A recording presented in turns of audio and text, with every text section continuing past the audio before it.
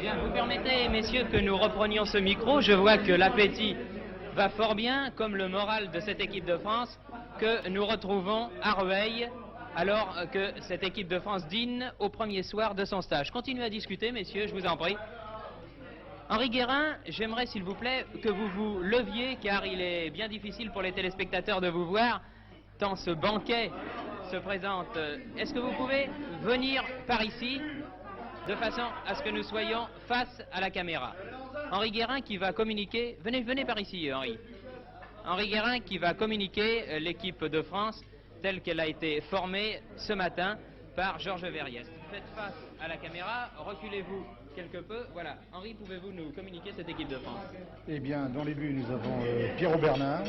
À l'arrière, Casolari, Arteleza, Charles Alfred et Chorda.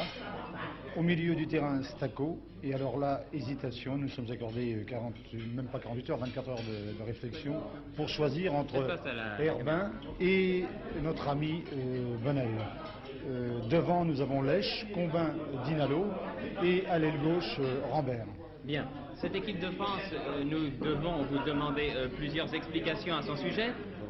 Tout d'abord, pour le poste de gardien, on parlait beaucoup d'Aubourg ces derniers temps. Bien sûr, je pense que la décision a peiné, quelque peu a peiné, enfin, nous connaissons Marcel et il l'a pris du bon côté, mais il était difficile pour nous aussi d'éliminer Pierrot Bernard, qui lui, bien sûr, n'avait pas démérité, d'une part, et qui d'autre part avait permis à Saint-Etienne ces derniers temps d'accrocher le titre de champion de France. Marcel Aubourg a le temps. Il l'a très bien compris et il sait maintenant que les portes de France, voilà, il est très prêt. Absolument. Il est aussi prêt que se trouvait Vignal de Darluy lors de la Vendée Globe. Je crois que c'est l'histoire des successions de gardiens de but dans l'équipe de France. Très bien.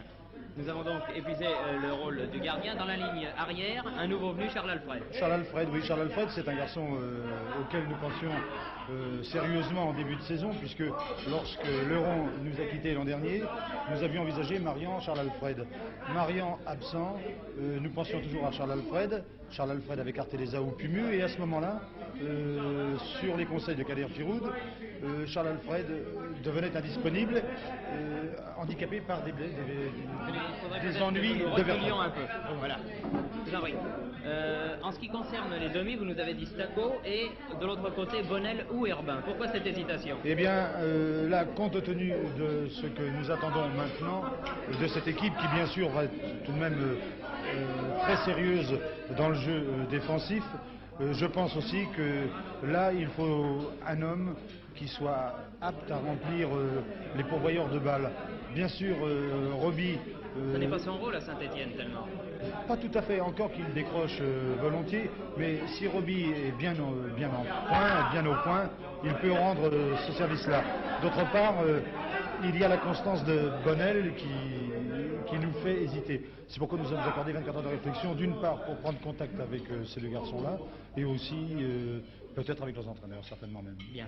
En attaque, Lèche garde sa place et nous retrouvons Combin, vous l'aviez dit, rentrée de deux joueurs, Dinalo et Rambert, qui comptent chacun une sélection. Et oui, puisque nous avons choisi une organisation défensive très sérieuse, Lyon qui a l'habitude de jouer dans cette organisation, il apparaît là que Rambert, associés à Dinalo, peuvent très bien être les pourvoyeurs de notre ami Nestor. Vous trouvez, enfin quand je dis vous, c'est l'équipe de France que vous représentez, vous trouvez devant une tâche très difficile, tenter d'obtenir ces qualifications pour les demi-finales de la Coupe d'Europe des Nations en battant la Hongrie chez elle par 3 buts d'écart. Cela semble impossible. Cela semble impossible sur le papier, mais vous savez qu'en sport et en football en particulier, on peut toujours espérer. Nous ne sommes absolument pas... J'ai eu des contacts cet après-midi avec mes camarades de l'équipe et je puis vous assurer que D'ailleurs, vous voyez l'ambiance. Le moral est bon, oui. Ils sont absolument décidés à prendre toutes leurs chances. Ça sera difficile, mais rien n'est impossible, je le répète encore. En tout cas, vous, en tant qu'entraîneur de l'équipe de France, vous y croyez? Bien, il le faut. Si je ne croyais pas, je ne devrais pas. Bien, Henri Guérin, je vais vous laisser finir sur pas et je vais aller retrouver le capitaine, car Pierre Bernard reste capitaine. Bien entendu. Bien, merci. Nous allons donc retrouver Pierrot Bernard. Pierrot, je m'excuse, je vais vous demander, avant la salade, de vous lever, car sans ça, les téléspectateurs ne vont pas pouvoir vous voir. Vous êtes capitaine de cette équipe de France, Pierrot Bernard. Vous avez vécu ce match France-Hongrie mieux que quiconque. Est-ce que vous pensez, très franchement et bien franchement, que l'équipe de France garde une chance? Ben, vous savez, en sport et en football en particulier, tant qu'un match n'est pas joué, une chance existe toujours d'un côté ou de l'autre. Nous avons 2 buts de retard. C'est très compromis, étant donné que le premier match a eu lieu en France. Mais il est faux de penser que nous n'avons absolument aucune chance pour le match retour à Budapest. Je pense que même si la chance est minime, notre devoir à nous, c'est de la courir. Et vous pensez que le fait de retrouver dans cette équipe de France des garçons comme Dinalo ou comme Rambert qui n'ont qu'une sélection, Dinalo avait été très heureux contre les Hongrois, au contraire Rambert avait été assez malheureux lors de sa première sélection, ça va donner une certaine cohésion à la ligne d'attaque puisque nous retrouvons 3 Lyonnais sur 4. Ben ça j'en suis sûr, puis d'autant qu'ils mettent ici une très bonne ambiance, ces 3 Lyonnais. Espérons que sur le terrain ils mettront la même ambiance et que tout s'enchaînera. D'autre part, je souhaite à Dinalo d'être encore plus heureux qu'il a été contre la Hongrie pour son premier match. Et à Rambert, je lui souhaite de faire un match bien meilleur qu'il n'a fait contre la Pologne. Lui-même est d'accord là-dessus, il nous a promis de faire un grand match. En tout cas, l'opinion du capitaine que vous êtes est une opinion tout de même teintée d'optimisme. Optimisme, bien sûr, on va dire c'est un faux optimisme, on peut dire, mais je pense qu'on n'a rien à perdre, il faut tenter la chance, si on veut, de notre saison. Si vous marquez les premiers, cela risque d'être très bon. Oui, et puis même si on ne marque pas les premiers, on peut prendre un but, puis on peut en marquer 2 ou 3 par la suite, ça c'est pas grave. Pierrot, je vous remercie beaucoup, je vous laisse à votre salade et je vais aller retrouver l'un des nouveaux... Vous avez quelque chose à dire, Marcel Aubourg? Non, rien, merci, rien de spécial. Non, si vous avez quelque chose à dire, vous pouvez. Parle trop. Et Artigas, il faudrait que M. Artigas soit un peu Chorda, là. Hein. Artigas, c'est l'entraîneur de Bordeaux. Chorda, pourquoi Artigas doit-il vous surveiller? Ben parce que Regardez là-bas. Aubourg dit que je bois du vin. Aubourg dit que vous... Oui, C'est vrai? Non. C'est normal si à Bordeaux, vous ne buviez pas de vin. Charles Alfred, levez-vous s'il vous plaît, de façon à ce que les téléspectateurs fassent connaissance avec vous.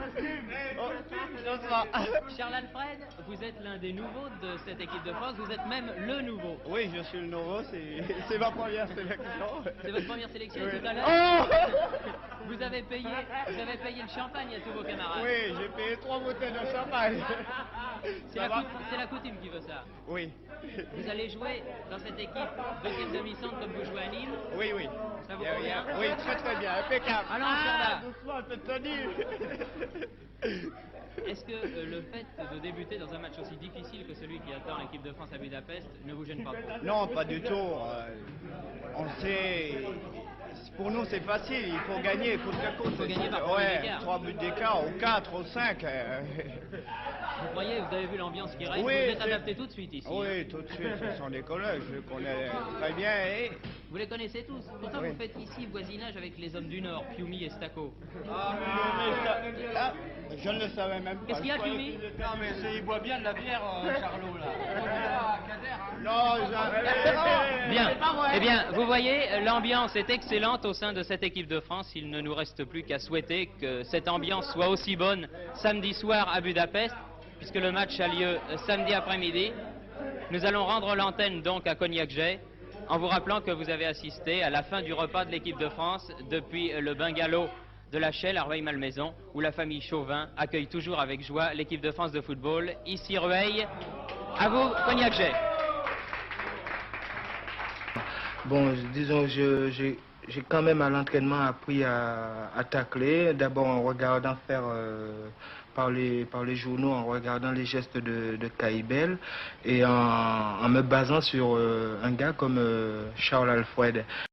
Bon, disons, j'ai j'ai quand même à l'entraînement appris à tacler, d'abord en regardant faire par les journaux, en regardant les gestes de Caïbel et en me basant sur un gars comme Charles Alfred.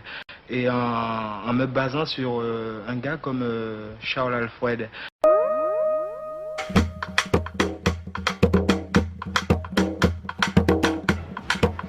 Mesdames, Mesdemoiselles, Messieurs, bonjour. Ici le stade Vélodrome du Parc des Princes où vous pénétrez alors que la musique des gardiens de la paix fait patienter les quelques 30 000 spectateurs qui sont venus en ce 11 novembre pour assister à la rencontre internationale de football France-Norvège, rencontre très importante puisque rencontre où il y a un enjeu. Et quel enjeu, puisque ce match s'inscrit dans le groupe 3 des éliminatoires de la prochaine Coupe du Monde de football qui aura lieu en 1966 en Grande-Bretagne.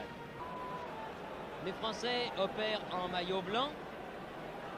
Peut-être un petit peu pour vous, amis téléspectateurs, car il est bien plus facile de reconnaître une équipe qui joue avec des maillots blancs, surtout lorsque l'autre opère en maillot rouge.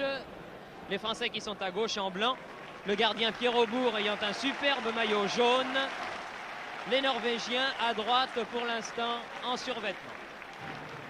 Et nous allons entendre les hymnes nationaux et tout d'abord, bien sûr, honneur à nos invités, l'hymne norvégien.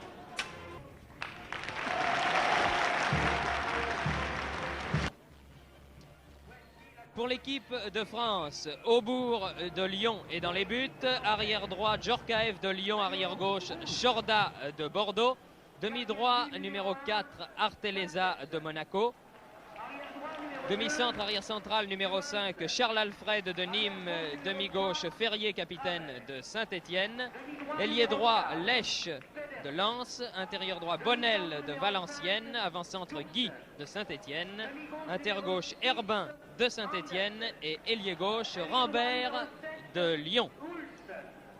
Le speaker officiel confirme la composition de ces deux équipes.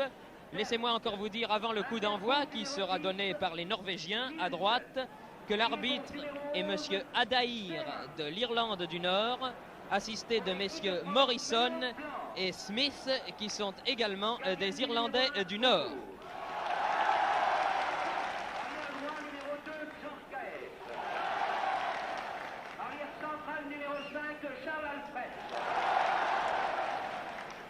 Comme vous avez pu le constater, il y a de l'ambiance au Parc des Princes cet après-midi. Un public qui est tout prêt à vibrer aux exploits d'une équipe de France dont on attend une victoire cet après-midi. Ne nous le cachons pas. Le coup d'envoi est donné. Les Norvégiens à droite, maillot foncé, culotte blanche. Les Français à gauche, maillot blanc, culotte bleu marine. Le joueur le plus chevronné, tête de Charles Alfred. Ferrier, contre-attaque pour la France. Donne à Herbin, mauvaise passe à Herbin, mais Bonnel récupère cette balle, donne en profondeur pour Guy. Charles Alfred maintenant. Charles Alfred pour Lèche. Lèche Bonnel, tête de Bonnel à nouveau pour Lèche dans le rond central, Ferrier. Tout cela est joli à l'œil, bien joué de la part des Français. Il continue à entrer des spectateurs au Parc des Princes et je crois que maintenant il y a près de 35 000 personnes ici cet après-midi. Contre favorable à Olsen, Chorda a pu passer à Charles Alfred. À signaler que c'est le premier match international qui se déroule au Parc des Princes avec les nouveaux poteaux de but, les poteaux de but ronds. Les Italiens ont mis ces poteaux à la mode dans le football international et un peu partout maintenant. Ce sont eux que l'on voit sur les terrains. C'est un détail, mais il peut avoir son importance. Des Français est absolument incontestable en ce début de match. Charles Alfred a donné en avant. Charles Alfred, faute de Charles Alfred que l'arbitre n'a pas pénalisé. C'est trop lent tout cela de la part des Norvégiens et Charles Alfred a pu dégager. Charles Alfred, Djorkaeff. Djorkaeff se fait contrer par Seman. Bonnel est là. Les Français jouent très groupés en ce début de match. Charles Alfred. Rambert. Herbin. Bien joué de la part de Rambert, ça. Centre en retrait. Et tête de Rambert qui marque le but. Très bien joué de la part des Français. Et c'est Rambert qui marque le premier but français à la 17e minute du match, au terme d'une action collective absolument remarquable. En profondeur pour Berg, l'avant-centre ici en position d'ailier gauche. Si la balle ne sort pas, si Charles Alfred l'a dégagé en touche. Charles Alfred. Charles Alfred. Johansen encore aux prises avec Charles Alfred. Johansen est un des deux avant-centres du 4-2-4 norvégien. Il a complètement manqué sa balle là et n'a pas surpris Charles Alfred. Bonnel. Djorkaeff. Djorkaeff glisse à Charles Alfred qui lui va glisser à Aubourg. Il est difficile de se défaire de Charles Alfred lorsqu'il vous marque de près. Charles Alfred. Charles Alfred de la tête, donné à Shorda. Johansen se fait prendre par Charles Alfred. Lèche, Charles Alfred. Ah, passe manquée de Charles Alfred qui immédiatement s'est racheté. Herbin. Et Charles Alfred à son tour concède le corner. Charles Alfred. Je pense qu'en écoutant la musique de la garde républicaine, vous allez pouvoir récupérer après ces 45 premières minutes. Et j'espère de tout cœur vous retrouver dans une dizaine de minutes pour la deuxième mi-temps. A tout à l'heure donc.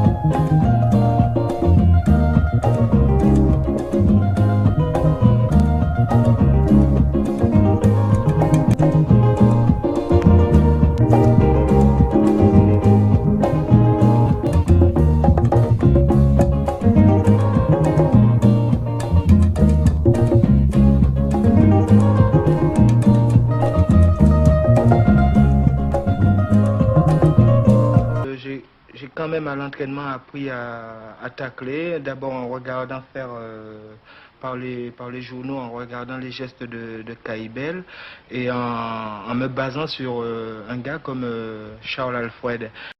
Bon, disons, j'ai quand même à l'entraînement appris à tacler, d'abord en regardant faire par les journaux, en regardant les gestes de Caïbel et en me basant sur un gars comme Charles Alfred.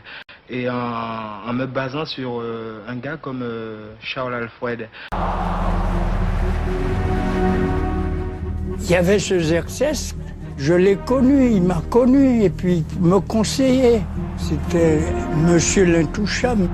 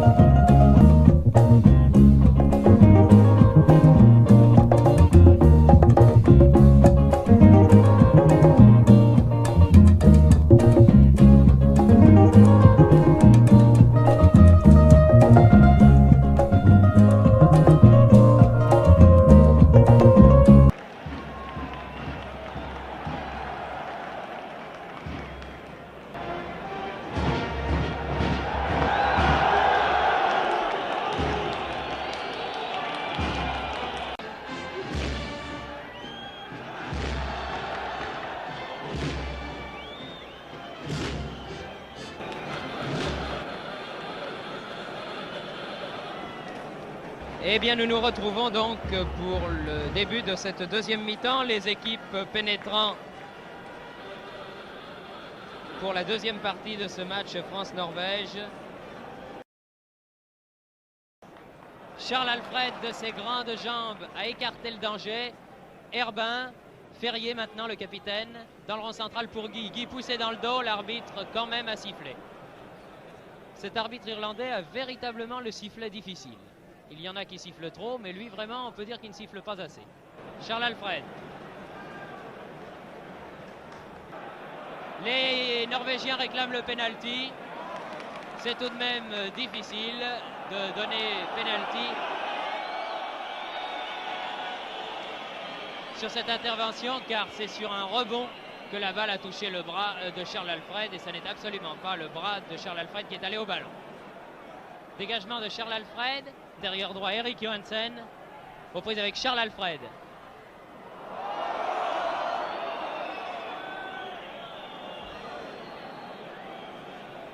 Charles Alfred un peu sonné, mais Charles Alfred est de robuste constitution et il faudra plus que ça pour le mettre hors combat. Charles Alfred, Berg qui donne en profondeur à Johansen, qui redonne à Berg, intervention de Charles Alfred, heureusement. Faute de main de Berg, l'avant-centre, mais l'arbitre l'a vu. Olsen, l'ailier droit en position d'avant-centre. Johansen. Seman, tête de Charles Alfred. Shorda écarte le danger, d'autant plus que les Français ont dominé. Tir manqué de Shorda. Charles Alfred.